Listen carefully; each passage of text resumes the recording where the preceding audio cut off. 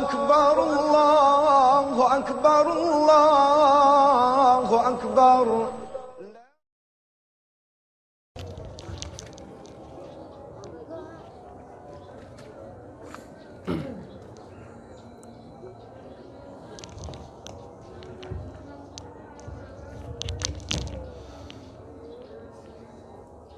الله أكبر.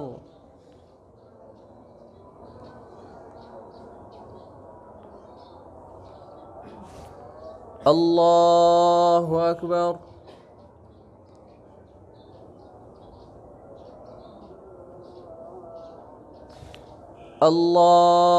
الله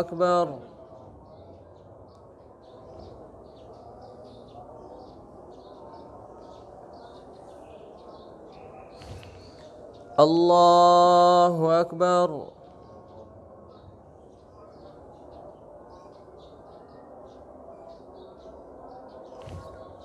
الله أكبر.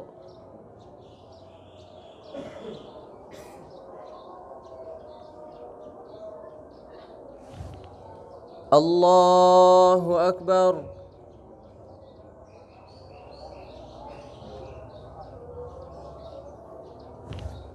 الله أكبر.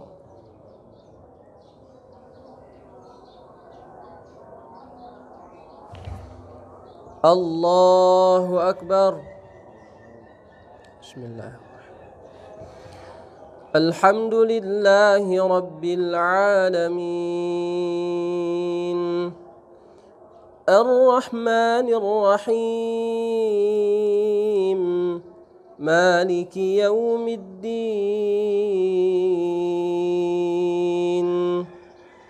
إياك نعبد وإياك نستعين اهدنا الصراط المستقيم صراط الذين أنعمت عليهم غير المغضوب عليهم ولا الضالين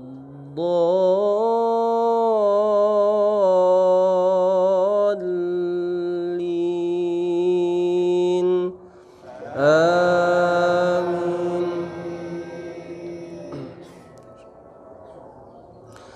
سبح اسم ربك الأعلى الذي خلق فسوى والذي قدر فهدى والذي أخرج المرعى فجعله غثاء أحوى سنقرئك فلا تنسى إلا ما شاء الله إنه يعلم الجهر وما يخفى ونيسرك لليسرى فذكر إن نفعت الذكرى سيذكر من يخشى ويتجنبها الأشقى الذي يصلى النار الكبرى ثم لا يموت فيها ولا يحيا قد أفلح من تزكى وذكر اسم ربه فصلى بل تؤثرون الحياة الدنيا والآخرة خير وأبقى إن هذا لفي الصحف الأولى صحف إبراهيم وموسى. الله أكبر.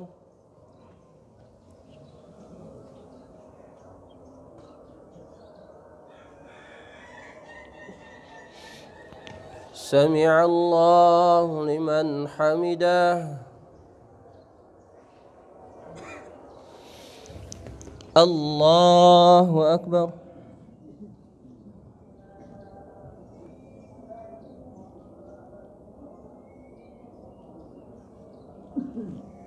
الله أكبر.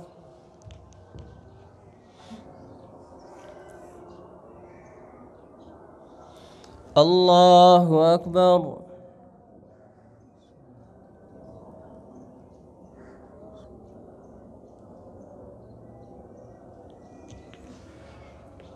الله أكبر. الله أكبر.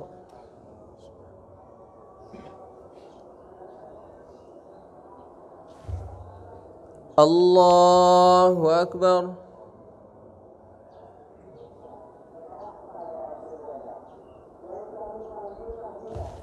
الله أكبر.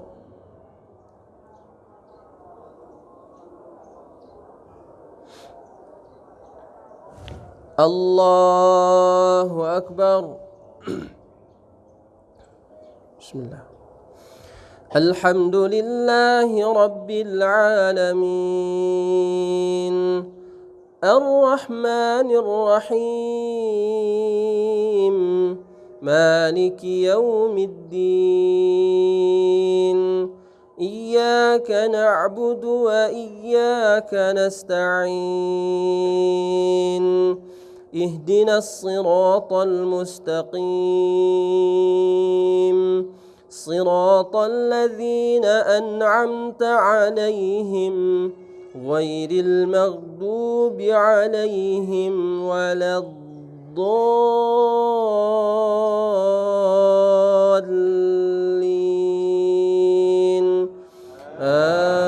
آمين. بسم الله.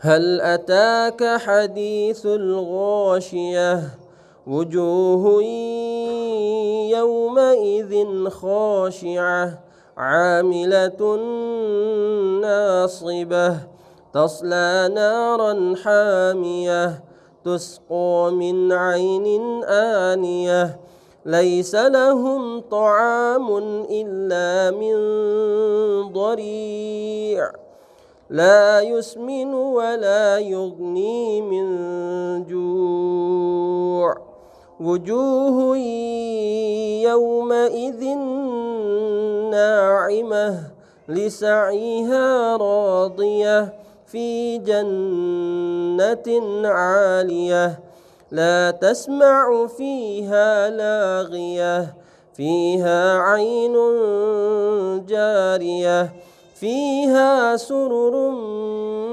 مرفوعة وأكواب موضوعة ونمارق مصفوفة وزرابي مبثوثة أفلا ينظرون إلى الإبل كيف خلقت وإلى السماء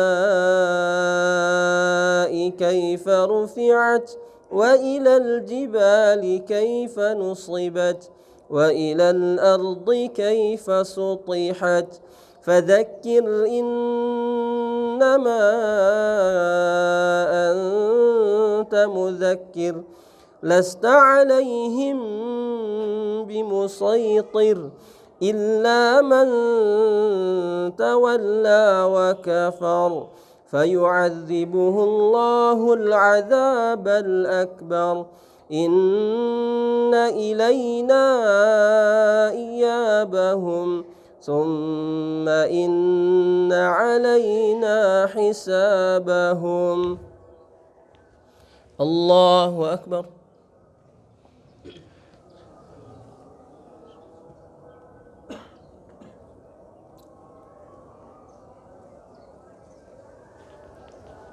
سمع الله لمن حمده. الله أكبر.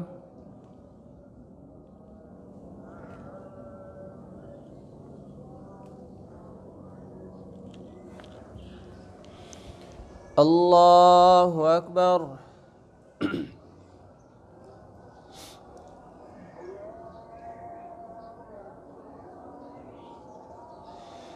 الله أكبر.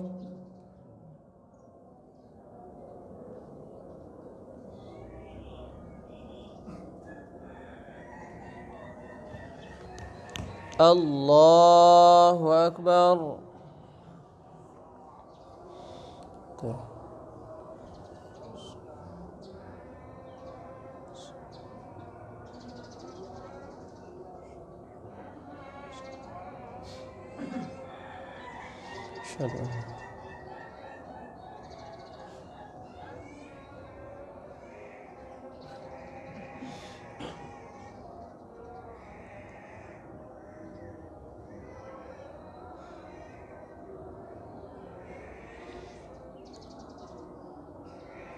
Assalamualaikum warahmatullahi. Assalamualaikum warahmatullahi. Assalamualaikum warahmatullahi wabarakatuh.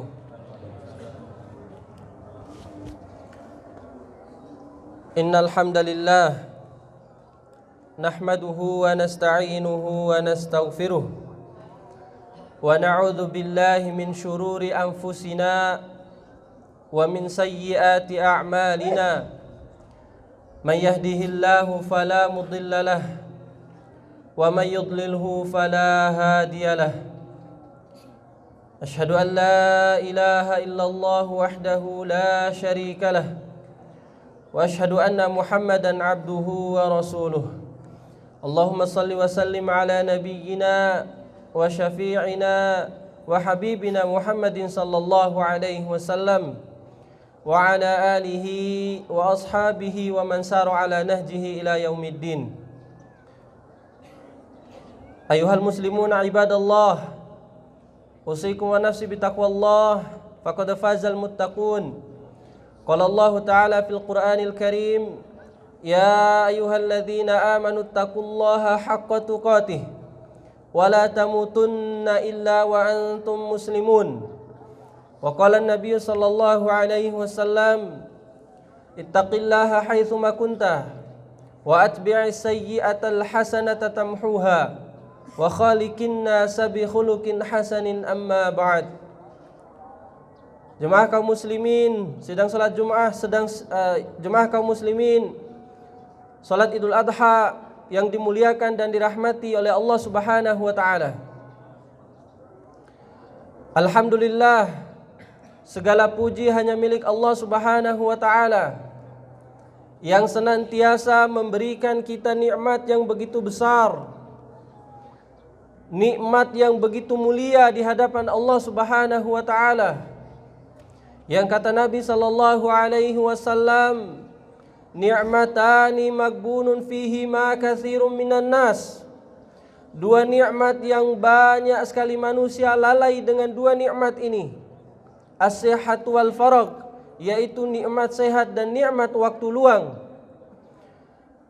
Yang mereka ketika diberi nikmat oleh Allah Subhanahu wa taala jarang sekali manusia membenarkan, jarang sekali manusia mempergunakan nikmat tersebut. Ketika Allah berikan mereka kesehatan, mereka lalai dari hadapan Allah Subhanahu wa taala. Makanya kata Nabi sallallahu alaihi wasallam, dua nikmat ini banyak sekali manusia yang lalai dengannya. Jemaah kaum muslimin yang dimuliakan Allah Subhanahu wa taala. Allahu akbar. Allahu akbar. Allahu akbar.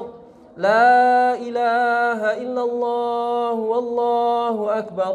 Allahu akbar walillahil hamd. Kaum muslimin dan muslimah yang senantiasa dirahmati dan dimuliakan oleh Allah Subhanahu wa taala. Allah Subhanahu wa taala mensyariatkan kurban. Berasal dari pensyariatan yang dilakukan oleh Nabi Ibrahim dengan putranya Nabi Ismail alaihi salatu wassalam. Allah Subhanahu wa taala mengabadikan kisah mereka di dalam surat As-Saffat. Allah Subhanahu wa taala menyebutkan, kata Nabi Ibrahim alaihi salam, qala inni dzahibun ila rabbi sayahdin. Ketika Nabi Ibrahim berangkat menghadap Allah Subhanahu wa taala, kemudian kata Nabi Ibrahim, Allah Subhanahu wa taala akan menunjuki hidayahnya kepadaku. Lalu ketika Nabi Ibrahim alaihi salam berdoa kepada Allah Subhanahu wa taala, Rabbi habli minas salihin. Ya Allah, berikanlah aku anak yang saleh, berikanlah aku anak dan keturunan yang memuliakan Engkau wahai Allah, yang saleh, yang menyembah dan tidak menyekutukan Allah Subhanahu wa taala dengan sesuatu apapun. Doanya Nabi Ibrahim kepada Allah Subhanahu wa taala, Allah Subhanahu wa taala mengabulkannya. Kemudian kata Allah Subhanahu wa taala, fabasyarnahu bigulamin halim. Lalu Allah Subhanahu wa taala memberikan Nabi Ibrahim dengan anak yang sangat mulia, anak yang sangat saleh, yang menuruti orang tuanya, yang taat kepada perintah orang tuanya. Ya. Lalu Allah Subhanahu wa taala menyebutkan, falamma balagha ma'ahu as-sa'ya qala ya bunayya inni ara fil manam anni azbahuk. Ketika anaknya ini menginjak usia dewasanya, lalu Allah Subhanahu wa taala memberikan wahyu kepada Nabiullah Ibrahim alaihi salam untuk menyembelih anaknya. Anaknya yang ditunggu sekian tahun. Lalu Allah Subhanahu wa taala memberikan Nabi Ibrahim penyejuk mata berupa anak yang saleh. Tak kala anaknya ini bertumbuh dewasa, Allah memerintahkannya untuk menyembelih anaknya. Ya. Kemudian Nabi Ibrahim alaihi salam berkata, "Fanzur madza tara, bagaimana pendapatmu wahai anakku?" Lalu Allah Subhanahu wa taala melanjutkan kisah mereka. Kemudian Allah Subhanahu wa taala berkata, "Ya abati faf'al ma tu'mar, satajiduni insyaallah minas sabirin." Wahai ayahandaku, lakukanlah apa yang Allah perintahkan. Walaupun Allah menyuruhmu untuk menyembelihku, lakukanlah. Maka engkau akan mendapati aku adalah orang yang sabar di sisi Allah Subhanahu wa taala. Subhanallah, jemaah yang dimuliakan Allah. Ketika Allah Subhanahu wa taala memerintahkan Nabi Ibrahim alaihi salam untuk menyembelih anaknya, berat bagi seorang ayah. Apalagi anak yang sangat dia cintai. Kemudian begitu juga dengan seorang anak menuruti permintaan dari ayahnya yang itu adalah wahyu dari Allah Subhanahu wa taala. Maka kata beliau, "Ya abati faf'al ma tu'mar, satajiduni insyaallah minas sabirin." Wahai ayahandaku, lakukanlah apa yang Allah perintahkan. Sesungguhnya aku termasuk orang yang sabar. Maka Allah Subhanahu wa taala mengatakan, "Falamma aslama wa tallahu lil jabin." Ketika pedang yang digunakan oleh Nabi Ibrahim alaihi salam untuk menyembelih anaknya sudah diletakkan di atas lehernya, dan kedua-duanya sudah berserah diri kepada Allah Subhanahu wa taala, Nabi Ibrahim dengan kesedihannya yang sangat mendalam menjalankan perintah Allah untuk menyembelih anaknya. Falamma aslama, kedua-duanya telah berserah diri kepada Allah. Wa tallahu lil jabin, kemudian pedang tersebut sudah diletakkan di atas lehernya. Tinggal ditarik itu pedang, maka akan terputus leher seorang anak. Namun Allah Subhanahu wa taala mengatakan, wa nadainahu ya Ibrahim. Lalu Allah Subhanahu wa taala memanggil Nabi Ibrahim, wahai Ibrahim, qad shaddaqta ru'ya, engkau telah membenarkan apa yang kami wahyukan. Lalu Allah Subhanahu wa taala mengatakan, inna kadzalika najzil muhsinin, sesungguhnya karena engkau membenarkan hal tersebut, maka dengan itulah engkau diberikan ganjaran yang mulia, ganjaran yang baik di sisi Allah Subhanahu wa taala. Sehingga Nabi Ibrahim karena berserah dirinya kepada Allah Subhanahu wa taala dijuluki sebagai Khalilur Rahman, kekasihnya Allah Subhanahu wa taala, orang yang sangat dekat dengan Allah Subhanahu wa taala. Maka Allah Subhanahu wa taala mengatakan, inna hadza lahuwal bala'ul mubin, karena ini sesungguhnya ujian yang luar biasa bagi seorang anak dan ayah. Maka Allah Subhanahu wa taala mengatakan, fadainahu bidzibhin azim. Allah Subhanahu wa taala mengganti sesembelihan itu. Allah Subhanahu wa taala mengganti yang seharusnya disembelih adalah anaknya, maka Allah Subhanahu wa taala menggantinya dengan hewan kurban yang luar biasa. Maka jemaah yang dimuliakan Allah Subhanahu wa taala, dalam kisah yang sangat singkat ini Allah Subhanahu wa taala menyebutkannya dalam surat Shaffat. Ada beberapa faedah yang bisa kita ambil. Yang pertama, kecintaan kepada Allah Subhanahu wa taala harus lebih dikedepankan daripada kecintaan kepada makhluknya. Walaupun kita cinta terhadap anak kita, walaupun kita cinta terhadap istri kita, walaupun kita cinta kepada makhluk-makhluk Allah Subhanahu wa taala yang lainnya, Allah memerintahkan untuk mencintai Allah Subhanahu wa taala lebih besar daripada cinta kita kepada mereka. Tidak mudah bagi seorang Nabi Ibrahim alaihi salam menjalankan perintah Allah untuk menyembelih anaknya. Namun begitulah kewajiban ketika Allah Subhanahu wa taala memerintahkan, maka tidak ada lagi keraguan bagi seorang hamba untuk dia menolak, untuk dia mengingkari perintah Allah Subhanahu wa taala tersebut, melainkan harus diterima dengan kecintaan kepada Allah Subhanahu wa taala.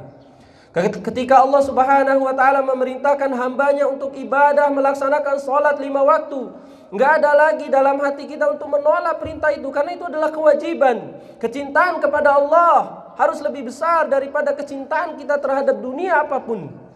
Kecintaan kita terhadap harta, anak istri kita jangan sampai melalaikan kita daripada kecintaan kepada Allah. Kata Allah Subhanahu wa taala, ya ayyuhalladzina amanu. Kata Allah Subhanahu wa taala, Allah Subhanahu wa taala akan menjadikan fitnah itu terhadap harta kalian. Allah Subhanahu wa taala akan menjadikan fitnah itu terhadap anak keturunan kalian. Maka jangan sampai anak, kemudian istri serta dunia yang kita miliki melalaikan kita daripada kecintaan kita terhadap Allah Subhanahu wa taala. Begitu juga dengan yang perempuan, ketika Allah Subhanahu wa taala mewajibkan mereka untuk menutup hijabnya dengan sempurna, menutup bagian tubuhnya dengan sempurna, maka tidak ada lagi bagi kita untuk menolak syariat itu, melainkan harus menjalankan dengan kecintaan kepada Allah Subhanahu wa taala. Makanya kata Nabi sallallahu alaihi wasallam dalam hadis yang diriwayatkan oleh Anas bin Malik, kata Rasul sallallahu alaihi wasallam, salasun man kunna fihi wajada halawatal iman. 3 perkara yang jika seorang memilikinya akan mendapatkan manisnya iman yang luar biasa ketika menjalankannya tersebut. Kata Nabi sallallahu alaihi wasallam, ayyakunallahu wa rasuluhu ahabba ilaihi mimma siwahuma, yaitu menjadikan Allah, menjadikan Rasulnya lebih dia cintai daripada selainnya. Maka jemaah yang dimuliakan Allah Subhanahu wa taala, ketika datang perintah Allah Subhanahu wa taala, maka kewajiban kita untuk menjalankan perintah tersebut dengan kecintaan kepada Allah Subhanahu wa taala. Kemudian jemaah yang dimuliakan Allah Subhanahu wa taala, pelajaran yang kedua dalam kisah Nabi Ibrahim alaihi salam adalah orang yang beriman pasti diuji oleh Allah Subhanahu wa taala dengan ujian apapun. Makanya kata Allah Subhanahu wa taala dalam surat Al-Ankabut, ahasiban nasi ayatraku ayyaqulu amanna wa hum la yuftanun. Kata Allah Subhanahu wa taala, apakah manusia itu mengira, apakah manusia itu menyangka ketika mereka mengatakan aku beriman kepada Allah, mereka tidak akan diuji? Pasti diuji, kata Allah Subhanahu wa taala. Ketika mereka mengatakan mereka beriman kepada Allah Subhanahu wa taala, maka dengan itu Allah Subhanahu wa taala juga akan mendatangkan ujiannya kepada hambanya tersebut. Lihatlah Nabi Ibrahim alaihi salam, walaupun dia adalah orang yang saleh, orang yang luar biasa keimanannya di sisi Allah Subhanahu wa taala, tapi ujian yang Allah Subhanahu wa taala berikan sangat luar biasa. Makanya kata Nabi sallallahu alaihi wasallam, asyaddu bala al-anbiya, ujian atau fitnah yang paling besar, ujian yang paling besar itu didapatkan oleh para nabi. Dan kemudian kata Nabi sallallahu alaihi wasallam, fitnah itu atau ujian itu diberikan oleh Allah Subhanahu wa taala ala hasabi dinihi, sesuai dengan tingkatan keimanan masing-masing seorang hamba. Jika dia memiliki keimanan yang kuat, maka Allah Subhanahu wa taala akan mengujinya dengan hal yang lebih. Makanya kata Nabi juga sallallahu alaihi wasallam dalam hadisnya yang lain, idza ahabballahu qauman ibtalahum, jika Allah Subhanahu wa taala mencintai suatu kaum, maka Allah Subhanahu wa taala pasti akan mengujinya. Mengujinya dengan apapun bentuknya. Dan Allah Subhanahu wa taala mengatakan dalam surat Al-Baqarah, wala nabluwannakum bisyai'in minal khaufi wal ju'. Sungguh kata Allah Subhanahu wa taala, kami akan menguji kalian minal khaufi wal ju', daripada rasa takut, kelaparan, wa naqsim minal amwal, kekurangan harta, wal anfus, kematian, was samarat, kekurangan bahan makanan.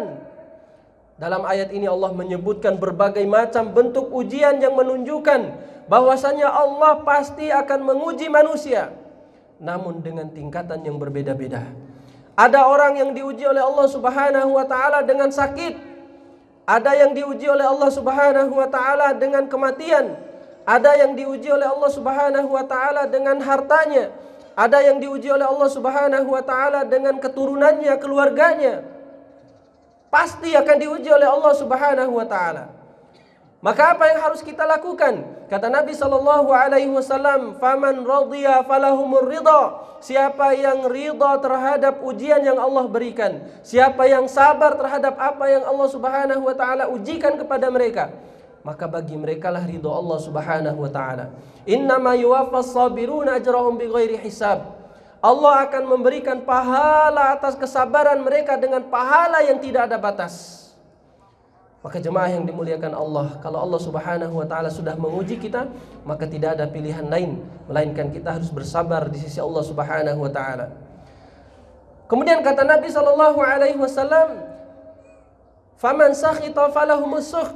Siapa yang marah terhadap ujian Allah, siapa yang tidak terima dengan ujian Allah Subhanahu wa taala, maka bagi mereka juga adalah kemarahan dari Allah. Bagi mereka juga adalah laknat dari Allah Subhanahu wa taala. Mereka menolak ketika diuji oleh Allah. Mereka sering berkeluh kesah terhadap ujian Allah Subhanahu wa taala, seakan-akan menolak takdir. Maka bagi mereka adalah kemarahan juga dari Allah Subhanahu wa taala. Maka jemaah yang dimuliakan Allah, sebaik-baiknya orang yang diuji oleh Allah Subhanahu wa taala melapangkan hatinya untuk menerima ujian tersebut serta bersabar atas ujian Allah Subhanahu wa taala. Karena ujian kesabaran merupakan pahala yang tidak ada batas yang Allah Subhanahu wa taala sediakan. Kemudian jemaah yang dimuliakan Allah, pelajaran yang ketiga dari kisah Nabi Ibrahim adalah wajibnya taat dan berbakti kepada kedua orang tua selama itu tidak melanggar perintah Allah Subhanahu wa taala. Tidak mudah bagi Nabi Ismail alaihi salam untuk menjalankan perintah Allah Subhanahu wa taala untuk disembelih. Disembelih jemaah yang dimuliakan Allah Subhanahu wa taala. Siapa yang rela untuk disembelih oleh ayahnya sendiri? Namun perintah Allah Subhanahu wa taala dan taat kepada perintah orang tua itu wajib. Kata Allah Subhanahu wa taala dalam banyak sekali ayat, menyandingkan perintah untuk taat kepada kedua orang tua itu dengan perintah tauhid. Kata Allah Subhanahu wa taala dalam surat Al-Isra ayat ke-23, "Wa qadara rabbuka alla ta'budu illa iyyah." Dan Allah Subhanahu wa taala telah menetapkan untuk tidak menyembah kepada selain Allah Subhanahu wa taala. Wa bil walidaini ihsana, dan untuk berbuat baik kepada kedua orang tua. Maka haram bagi seorang anak untuk menolak dan membantah perintah kedua orang tuanya, yang itu adalah kewajiban dari Allah Subhanahu wa taala.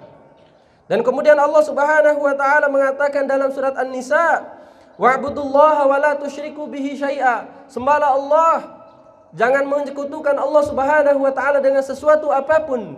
Kemudian kata Allah, "Wa bil walidaini ihsana." Kemudian taatilah kedua orang tuamu, kata Allah Subhanahu wa taala. Maka jemaah yang dimuliakan Allah Subhanahu wa taala, kewajiban untuk seorang anak taat kepada orang tuanya ini adalah perintah langsung dari Allah. Bahkan Allah Subhanahu wa taala menyandingkannya dengan kedudukan tauhid.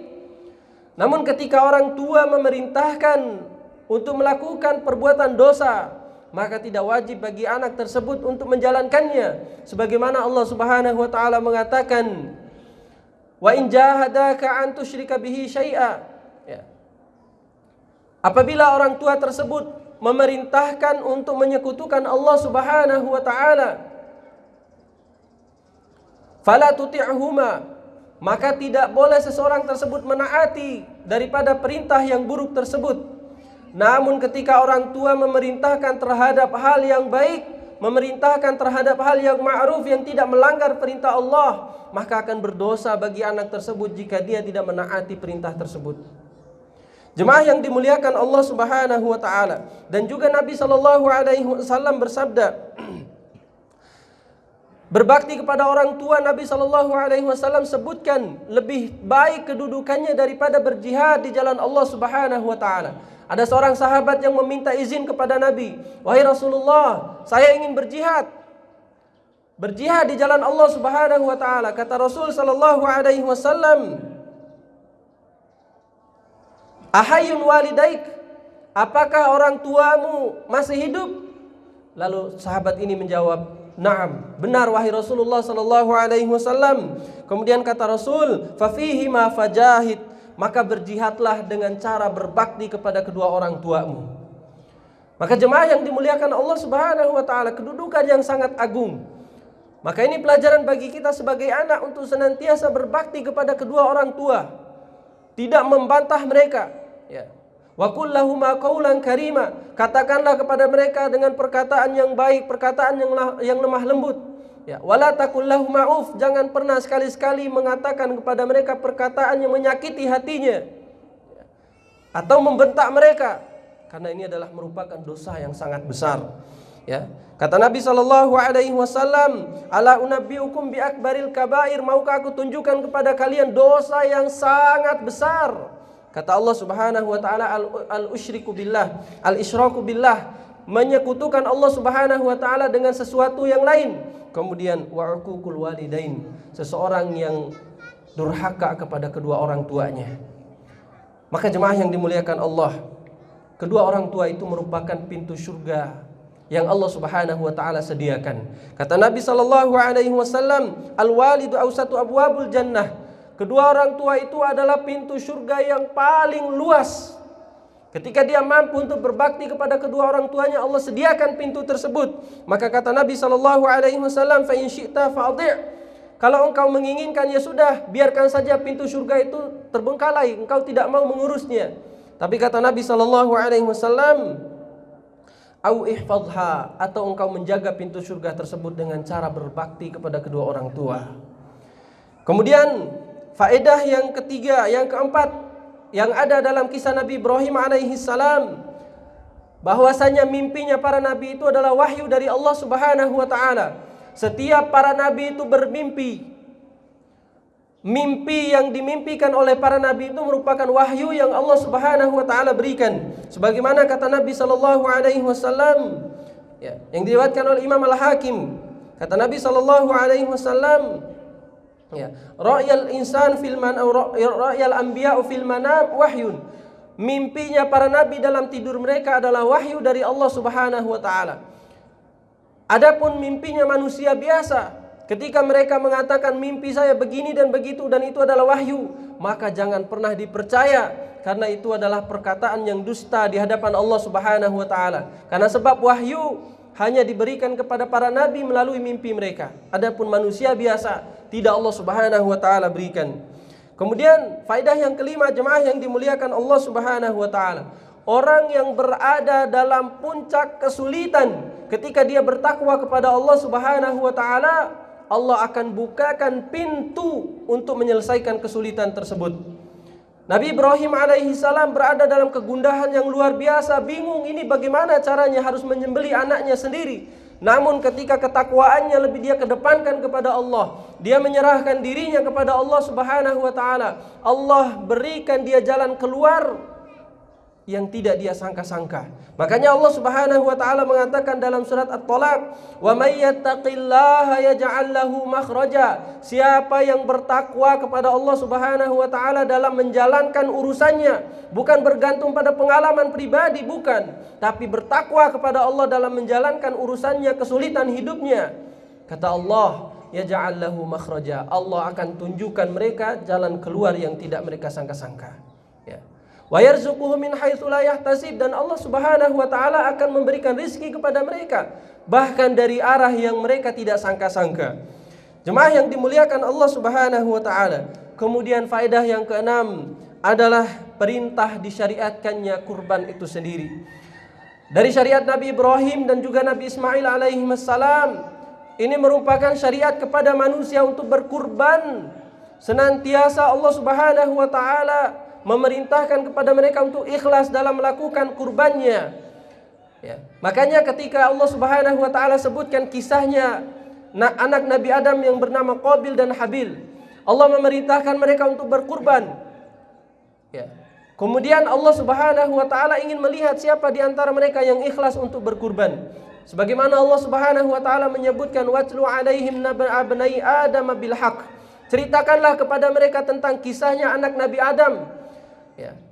Idz qarraba qurbanan, ketika mereka menyiapkan masing-masing kurban di hadapan Allah Subhanahu wa taala. Fatuqubbila min ahadihima wa lam yutaqabbal minal akhar.